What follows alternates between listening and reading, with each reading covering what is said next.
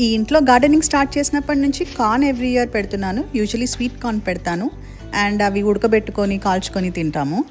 Popcorn చేయొచ్చేమో అని చెప్పి try చేశాను వాటితోని, కానీ కుదరలేదు. నెక్స్ట్ ఇయర్ పాప్కార్న్ విత్తనాలు నాటి పాప్కార్న్ చేయొచ్చు అని ట్రై చేశాను. అవి కూడా ఫ్లాప్ కొట్టాయి.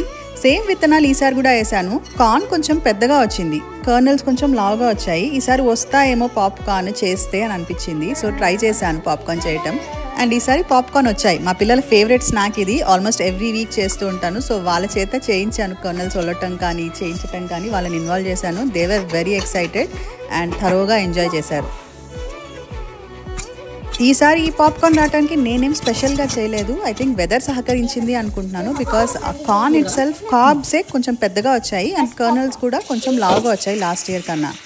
ఈ డిష్కి వాడిన కార్న్ మా తోటలో నుంచి. ఇంతకీ మీకు పాప్కార్న్ అంటే ఇష్టమా? కమెంట్స్లో చెప్పండి.